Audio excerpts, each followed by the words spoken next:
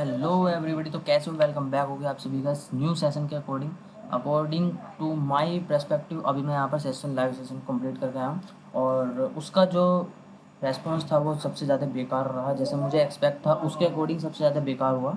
But मैंने सोचा कि आपको ये पीपीटी के अकॉर्डिंग मैं सारी चीज़ें एक्सप्लेन करूँ। बट तो मैं यहाँ पर आ चुका हूँ इस रिकॉर्डिंग सेशन के अंदर। तो ये सेशन टोटली रिकॉर्डेड है और आफ्टर दिस सेशन मैं आपको पीपीटी शेयर कर दूंगा। डिस्क्रिप्शन में आपको मिल जाएगा इसका लिंक पीपीटी का, वहाँ से जाकर आप पीपीटी डाउनलोड कर लेना। और यदि आपको कोई अनदर सेशन की रिक्वायर्ड हो according to this session, after this session you can comment down this your thought in the comment box. So let's get started this session.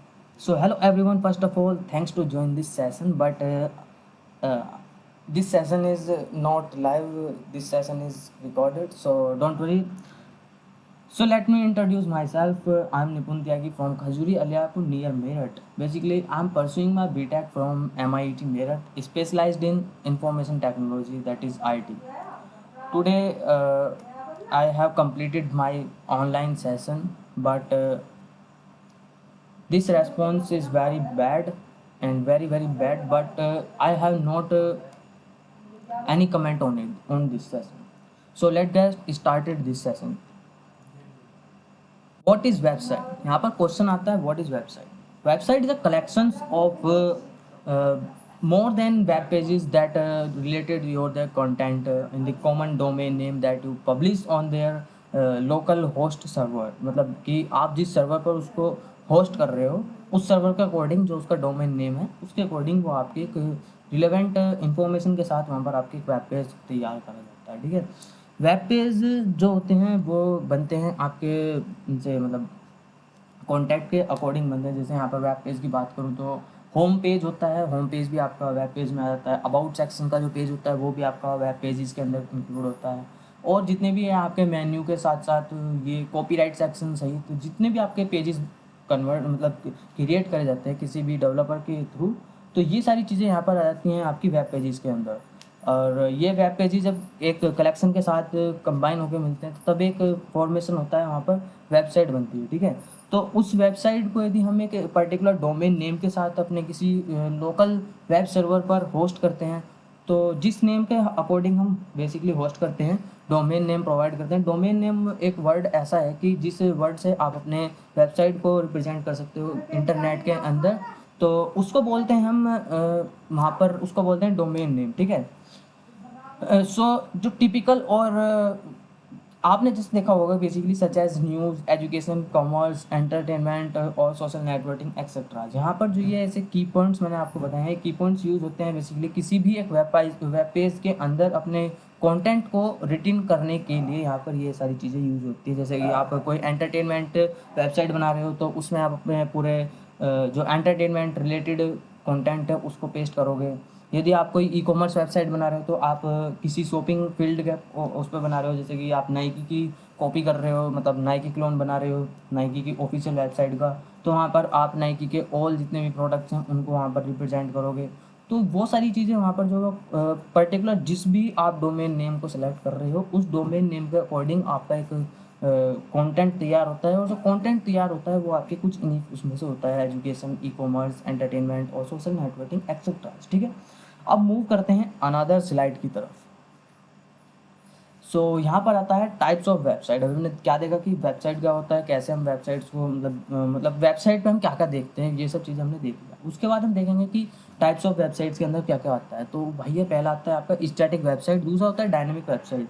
तो स्टैटिक वेबसाइट्स क्या होती हैं? यहाँ पर स्टैटिक वेबसाइट वो ऐसे वेब पेज होते हैं, ऐसी वेबसाइट्स होती हैं जिनको आप रिफ्रेश करने के बाद भी उनमें कुछ चेंजेस नहीं देखते हो। और जैसे आप नॉर्मली देखिए, मैं बताता हूँ आपको कि यहाँ पर इसका डिफरेंस मेरे माइंड में भी एकदम क्लिक हुआ है। जैसे आप किसी उसको देखते हो, अमेजोन की वेबसाइट देखते हो, तो समटाइम्स उस पर जो वो साइड में स्लाइड वो चलता है, उसका स्क्रॉल बार चलता है, एनिमेशन चलता है उसमें, वो आफ्टर रिफ्रेशिंग चेंज होता है। आफ्टर रिफ्रेशिंग वहाँ पर आपका डाटा जो है वो अपडेट होता रहता है, चेंज होता रहता है। तो वो आपकी जो होती है वो उसमें आ जाती है डायनेमिक वेबसाइट में। ठीक है, और जो स्टैटिक वेबसाइट्स में आती हैं जैसे आपकी जीएफजी की वेबसाइट हो गई और अपना कॉलेज की वेबसाइट हो गई, और बहुत सारी वेबसाइट्स हैं जो आप नॉर्मली डेली लाइफ में देखते हो कि कौन कौन सी वेबसाइट स्टैटिक्स होती है, कौन कौन सी डायनेमिक होती है। मेरा मेन पर्पज़ ये है आपको बताने का कि स्टैटिक कौन सी होती है और डायनेमिक कौन सी होती है। स्टैटिक वेबसाइट्स होती है वो ईजी टू बिल्ड होती है, मतलब कि उनको बिल्ड करना ईजी होता है as compare to dynamic website. Because dynamic website बहुत टिपिकल होती है किसी भी डायनेमिक वेबसाइट को बनाना, क्योंकि उसमें आपका जो कोड होता है वो पीएचपी में लिखा जाता है एंड सीएसएस तो होती है उसकी भी, और उसके बाद उसमें आप एसक्यूएल यूज़ करते हैं। एसक्यूएल मतलब वहाँ पर आप डाटाबेस को यूज़ करते हो, और स्टैटिक में वहाँ पर आप एचटीएमएल का यूज़ करते हो, सीएसएस का यूज़ करते हो और जावास्क्रिप्ट का यूज़ करते हो, या फिर जावास्क्रिप्ट की जगह आप कोई और अनदर लैंग्वेज यूज़ कर सकते हो, जैसे पाइथन हो गई, सी हो गई, सी प्लस प्लस हो गई एंड सो ऑन। ठीक है, तो बेसिकली नॉर्मली बताया जाए कि जो रिपोर्ट्स के अकॉर्डिंग पता चला है कि जो जावास्क्रिप्ट है उसका ज़्यादा वैल्यू है। तो जेएस जो है बहुत ही मोस्टली यूज़ हो रही है आज के टाइम में, स्टैटिक हो या फिर डायनेमिक हो, दोनों वेबसाइट्स में इसका सबसे ज़्यादा यूज़ हो रहा है। ठीक है, तो स्टैटिक वेबसाइट बेसिकली ये होती हैं कि जो आप इजीली बना सकते हो, फ्रंट एंड और बैक एंड पर दोनों पे यूज़ होती हैं, स्टैटिक और डायनेमिक। तो मोस्टली आपकी वेबसाइट होती हैं वो स्टैटिक्स होती हैं, एंड जैसे नॉर्मली आप प्रोजेक्ट्स बनाते हो कॉलेज में, तो वहाँ पर आप नॉर्मली स्टैटिक वेबसाइट्स को बिल्डिंग करते हो।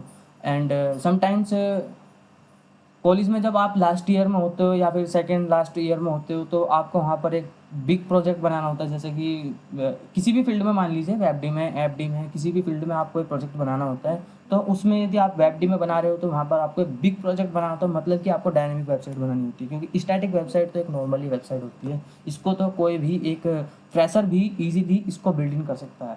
डायनेमिक वेबसाइट का मतलब यहाँ पर कि जो आपका डाटा है वो किस सर्वर पे, किस वे में, कैसे कैसे स्टोर होता है, वो सारी चीज़ें यहाँ पर आपको एक्सप्लेन करनी होती है। मतलब एक्सप्लेन इन द सेंस कि वहाँ पर आपको सारा कोड लिखना होता है इन सारी लैंग्वेजेस में। तो ये होती है आपकी डायनेमिक और ये होती है आपकी स्टैटिक। ठीक है, अब मूव करते हैं नेक्स्ट स्लाइड की तरफ। तो नेक्स्ट स्लाइड पर आते हैं, यहाँ पर हमारा फुल स्टैक वेब डेवलपमेंट, मतलब कि फ्रंट एंड वेब डेवलपमेंट और बैक एंड वेब डेवलपमेंट, ये दोनों उसके क्लासिफिकेशन हैं, front end web D and back and web D. तो फ्रंट एंड वेब डी क्या होता है, जैसे कि आप ये इमेज देख रहे हो यहाँ पर, अभी जो ये इमेज है जहाँ पर मेरा कर्सर मूव कर रहा है, तो ये इमेज क्या आपको एक फ्रंट व्यू, मतलब जैसे अब मैं यूज़र हूँ, मानिए मैं यूज़र हूँ और जो ये पीपीटी चल रही है ये एक वेब पेज है और मैं इसका एक यूज़र हूँ, तो मैं क्या करूँगा, इस पर मतलब एक्शन क्लिकेबल ये सारी चीज़ें यूज़ करके देखूँगा कि हाँ मैं एक्सप्लोर हो रही है वेबसाइट तो ठीक है। यदि मैं किसी मतलब वेब पेज पर अपना फॉर्म फिल कर रहा हूँ तो वहाँ पर मुझे सारी चीज़ें क्लिकेबल होनी चाहिए। तो ये सारी जो यहाँ पर पॉइंट्स आ जाते हैं, ये आता है मेरे फ्रंट एंड के अंदर। बैक एंड मैं भी बाद में बात करूँगा, सबसे पहले बात करें फ्रंट एंड में। फ्रंट एंड पे मतलब HTML यूज़ होती है, CSS यूज़ होती है और जावास्क्रिप्ट यूज़ होती है। इन तीनों की हेल्प से हम अपनी वेबसाइट को इंटरनेट पे होस्ट कर सकते हैं। इनके यूज़ मतलब इनमें कोड लिखने के बाद हम उसको होस्ट कर सकते हैं किसी भी एक लोकल होस्ट सर्वर पर, या फिर आप अपने गिटअप पर जाकर उसे एक्सट्रैक्ट कर सकते हैं, मतलब गिटअप पे अपनी रिपोजिटरी बनाकर वहाँ पर भी इसको आप अपलोड कर सकते हैं स्टैटिक वेबसाइट्स को। और जो स्टैटिक यहाँ पर जो आपकी फ्रंट एंड होती है ना, मोस्टली वो आपकी स्टैटिक वेबसाइट में आती हैं, बिकॉज वहाँ पर आप डाटाबेस का यूज़ नहीं करते हो मोस्टली। किसी भी एक दो वेबसाइट्स में आप वहाँ पर यूज़ कर लेते हो DBMS का, अदरवाइज DBMS का इतना यूज़ है नहीं फ्रंट एंड में as compare to back end. Because back end का मीनिंग ही बैक एंड मतलब बैक एंड जो उसके पीछे चल रहा है, फ्रंट एंड के पीछे जो चल रहा है वो आपको नहीं दिखाई देता है। जैसे कि मानिए आप कभी मेरी वीडियो यूट्यूब पर देख रहे हो तो आपको क्या दिखाई देगा कि यूट्यूब पे नीचे आपने क्लिक करा, लाइव उस पर लाइक पे आपने क्लिक करा, तो वहाँ पर ऐड जितने भी लाइक थे, मतलब मान लो कि 100-200 जितने भी लाइक थे, माना कि हमने 100 लाइक थे, जैसे आपने लाइक करा तो 101 हो गए, मतलब कि 101 आपका एक लाइक तुरंत ऐड हो जाता है उसमें। तो ये जो सारी चीज़ें जो प्रोसेस है वो आपकी बैक एंड में यूज़ हो जाती है। ठीक है, तो चलिए बैक एंड पर बात कर लेते हैं। बैक एंड से पहले मैं बैक एंड पे बात करता हूँ डायरेक्ट में। बैक एंड में यहाँ पर क्या होता है कि जो आपका डाटा है वो सर्वर के सॉरी यूज़र के थ्रू आप एक सर्वर पर होस्ट करते हो, मतलब कि जो आपने एक इंटरफेस बनाया जिससे आप इजीली इंटरेक्ट कर रहे हो यूजिंग HTML CSS, इनकी हेल्प से आपने एक इंटरफेस तैयार कर। फिर उसके बाद आप क्या करोगे, उसमें आपने डाटाबेस मैनेजमेंट को यूज़ कर लिया बीच में। जैसे मानिए आपने म्यूजिक वेबसाइट बनाई या आपने नेटफ्लिक्स का क्लोन बनाया या अनदर आपने कोई क्लोन बनाया। क्लोन की बात करूँ, क्लोन में मोस्टली यहाँ पर आपका DBMS यूज़ होता है। तो ये सारी वेबसाइट्स होती हैं आपकी डायनेमिक में कन्वर्ट हो जाती हैं, क्योंकि डायनेमिक एक ऐसा पॉइंट है जिसके अंदर आपका डाटा जो है वो DBMS में स्टोर हो रहा है, जाके डाटा बेस मैनेजमेंट सर्वर के अंदर स्टोर होता है। वहाँ पर आपको दो सर्वर की नीड होती है, एक तो नॉर्मल सर्वर और जो नेक्स्ट सर्वर होता है वो आपका DBMS का होता है। ठीक है, उसके बाद कहीं जाकर क्लाइंट को वो आपका जो इंटरफेस है वो प्रोवाइड होता है, ठीक है। तो बैक एंड का मतलब यही है कि in the sense you always see in this slide, server side software की जहाँ पर आप जो यूज़र है, क्लाइंट है, वो उन सब चीज़ों को नहीं देख सकता है जो उसके बैक में चल रही है, बैक एंड में चल रही है, उस एपीआई के या फिर उस इंटरफेस के, जो वो इजीली देख रहा है, जिससे वो इजीली इंटरेक्ट कर रहा है। जैसे मानिए अभी आप वीडियो देख रहे हो तो उसके बैक एंड में आपको पता नहीं है कि ये वीडियो किस एल्गोरिथम पे बेस्ड है और किस एल्गोरिथम के थ्रू आपके पास यहाँ पर रन हो रही है। तो ये सारी चीज़ें आपको नहीं पता है क्योंकि आपने उसके जो कोड है उस वीडियो का, उसको आपने नहीं चेक इन करा, नहीं आपने उसका कोई डीबीएमएस में सर्वर में जहाँ पर उसका डाटा स्टोर्ड है वहाँ आपने नहीं उसको चेक इन करा है, तो आपको पता नहीं है कि आपका डाटा कैसे वर्क कर रहा है, मतलब आपका जो इंटरफेस है वो कैसे वर्क कर रहा है बैक एंड के थ्रू। तो ये सारी चीज़ें हमें कैसे वर्क करता है, कब वर्क करता है, ये सारी चीज़ें हमें पता चलती है जब हम बैक एंड में मतलब एंटर करते हैं। यदि आपको फुल स्टैक वेब डेवलपर बनना है तो आपको सबसे पहले फ्रंट एंड की जरूरत पड़ेगी, उसके बाद आपको बैक एंड की जरूरत पड़ेगी। यदि आप फ्रंट एंड पे अपना वर्क करना चाहते हैं तो जैसे ये सोशल स्टार्टअप्स हो गए, जो बेसिक स्टार्टअप्स हो गए, उनमें वहाँ पर आप फ्रंट एंड की अच्छी जॉब पा सकते हैं। यदि आपको बिग स्टार्टअप में जाना है, जैसे नॉर्मली ये हो गए जो डेली आप यूज़ कर रहे हो, सुन रहे हो, तो उनमें भी आपको बैक एंड की ज़रूरत पड़ती है। नॉर्मली जैसे कोई एक अपना पर्सनल कह दे कि हाँ भाई मुझको एक सर्वर बनाना है अपना, जिस पे मैं अपना डेली का डाटा अपना होस्ट करता रहूँ, और एक ऐसी वेबसाइट बनानी है जिसके थ्रू मैं लोगों को, अपने क्लाइंट्स को बता सकूँ कि मेरा डाटा किस, मैं मतलब अपने डाटा को किस वे में रिप्रेजेंट कर रहा हूँ, ठीक है। तो वो सारी चीज़ें जो एक नॉर्मली होती हैं, तो उसमें वहाँ पर आपको फ्रंट एंड की ज़रूरत पड़ती है। बट यदि आप किसी बैक एंड में वर्क कर रहे हैं या किसी एक बड़े प्रोजेक्ट पे वर्क कर रहे हैं, तब आपको वहाँ पर बैक एंड की ज़रूरत पड़ती है। तो बैक एंड और front end is called full stack web development. अब हम बात करेंगे नेक्स्ट कि इसको हम कैसे एक अनदर फॉर्मेट पे रिप्रेजेंट कर सकते हैं, कैसे इसे समझ सकते हैं। भाई देखिए, आपको यहाँ पर एक इमेज दिख रही है, यूज़र ने क्या करा, अपना डाटा सेंड करा अपने सिस्टम पे, ओएस पे, मतलब डाटा को टाइप करा कोड की फॉर्मेट में। उसने फॉर्मेट में कौन सी लैंग्वेजेस को यूज़ करा, HTML, CSS और जावास्क्रिप्ट का। उसके बाद इसने क्या करा, इन तीनों लैंग्वेजेस के यूज से एक लेआउट डिज़ाइन करा, या फिर आप ऐसा कह लीजिए एक इंटरफेस तैयार करा, जिसको वो फ्रंट एंड के रूप में बोलता है, मतलब कि हाँ ये फ्रंट एंड है, वो ऐसा बोल रहा है, ठीक है। उसको आपने क्या करा, यदि आप फ्रंट एंड के ही बारे में बात करें तो वो डायरेक्ट उस इंटरफेस को ओएस पे, मतलब ऑपरेटिंग सिस्टम पे आपको होस्ट करके दिखा देगा, मतलब आपके लोकल इंटरनेट से होस्ट करके उसको डायरेक्टली आपको दिखा देगा। जो यूज़र है वो उसको यूज़ कर लेगा, जो उसकी नीड्स है उसके अकॉर्डिंग। तो ये तो प्रोसेस आती है फ्रंट एंड के अंदर। यदि आप बात करें बैक एंड के अंदर कि इसी डाटा को कैसे बैक एंड के थ्रू कनेक्ट कर सकते हैं, तो बैक एंड में आपने मतलब अपनी HTML वाली फाइल को क्या करा, इसमें PHP में कन्वर्ट करा, और उसके बाद आपने CSS तो लगी रहेगी, उसके बाद आपने जावास्क्रिप्ट की जगह आपने कोई अनदर लैंग्वेज यूज़ कर ली, जैसे पाइथन यूज़ कर ली, जावा यूज़ कर ली, या C++ यूज़ कर ली। तो इन सब लैंग्वेजेस को आपने यूज़ करके एक ऐसा ऐप बिल्ड करा जिसके थ्रू आपने अपने उस ऐप में आपने क्या करा कि जो आपका डाटाबेस था उस सर्वर को आपने वहाँ पर सेट कर दिया, और उसके बाद जो आपकी फाइल्स थी जैसे HTML, CSS और ये जो फाइल थी, उनको आपने उस एक फाइल सिस्टम के अकॉर्डिंग उसमें डाटाबेस मैनेजमेंट में पहुँचा दिया, और वहाँ पे आपका सर्वर उन सारी चीज़ों को मैनेज कर रहा है। जो चीज़ आप वहाँ पर, मानिए आपने कोई डिटेल फिल करी किसी भी फॉर्म में, और जैसे आप डिटेल फिल करते हो उसके बाद आप सबमिट करते हो, सबमिट के बाद डायरेक्टली वो सबमिट हो जाता है। जब आप किसी अनदर मेल आईडी से उसी सेम लिंक को ओपन करते हो तो वहाँ पे क्या होता है कि आपको जो लिस्ट ऑफ कंटेंट्स है वो डायरेक्टली चेंज होकर मिलता है। तो वहाँ पर आप देखते हो कि जो आपका प्रोसेस है वो री अगेन हो जाती है। तो वहाँ पर आप क्या करोगे, अपने डाटा को दोबारा उसमें कॉपी करोगे, फिर एंड देन स्टोर करोगे। तो ये प्रोसेस जो होती है ना आपकी, जो आपने डाटा उस पर लिखा, मतलब जो लिखा तो वो तो हो गया फ्रंट एंड पे, फिर उसके बाद आपने सेलेक्ट करने के बाद डाटा को सेंड करा, सबमिट मतलब सेंड करा, सेंड कहाँ पर, जो आपका डीबीएमएस में स्टोर होने वाला डाटा है वहाँ पर वो डीबीएमएस में पहुँच जाता है डाटा आपका टोटल। तो ये सारी प्रोसेस आ जाती है आपकी। इस प्रोसेस के बाद एक बनता है पूरा वेब एप्लीकेशन, मतलब कि एक प्रॉपर वेबसाइट बन जाती है जिसको आप अपने सर्वर मतलब क्लाइंट को भेज सकते हो।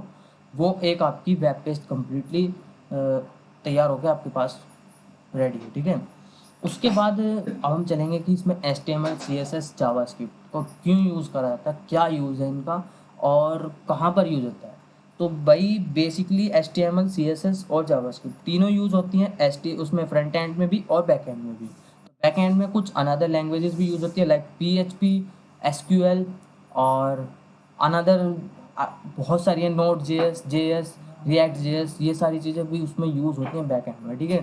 तो मैं बात करूँगा अभी केवल using front end, only front end की बात करूँगा। इसमें HTML CSS और जावास्क्रिप्ट तीनों के बारे में बात करूँगा, क्योंकि फ्रंट एंड एक ऐसा वो है कि जिसमें आप इन 3 लैंग्वेजेस के अलावा कोई फोर्थ लैंग्वेज को नहीं चूज़ करोगे। तो HTML क्या होती है, हाइपर टेक्स्ट मार्कअप लैंग्वेज होती है, जिसके थ्रू अपने आप किसी भी एलिमेंट ऑफ मतलब किसी भी स्ट्रक्चर को आप अपने वेब पेज पर डिज़ाइन कर सकते हो। इसमें कुछ टैग्स होते हैं, उन टैग्स की हेल्प से आप अपने डाटा को डिज़ाइन करते हो। उसके बाद क्या करते हो आप, जैसे कोई पैराग्राफ डिज़ाइन करना है तो उसके लिए आप P टैग यूज़ करोगे।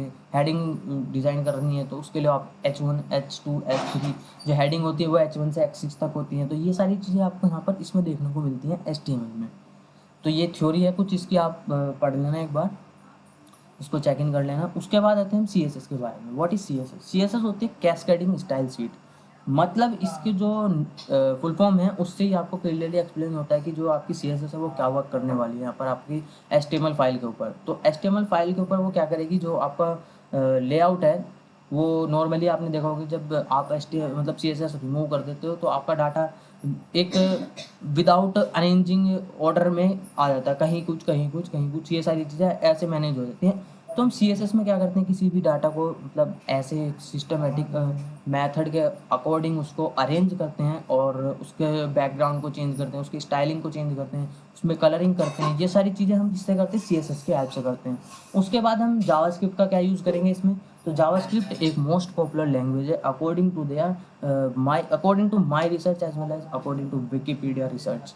2022 में रिसर्च हुई थी, उसमें पता चला कि जो पॉपुलर क्लाइंट्स हैं, जो यहाँ पर पॉपुलर यूज़र्स हैं जो वेबसाइट को मोस्टली बिल्डिंग करते हैं, तो वो वहाँ पर जो रेशियो निकला था वो 98% ऐसा रेशियो निकला था जहाँ पर HTML CSS के साथ साथ जावास्क्रिप्ट को यूज़ करा जाता है, ठीक है।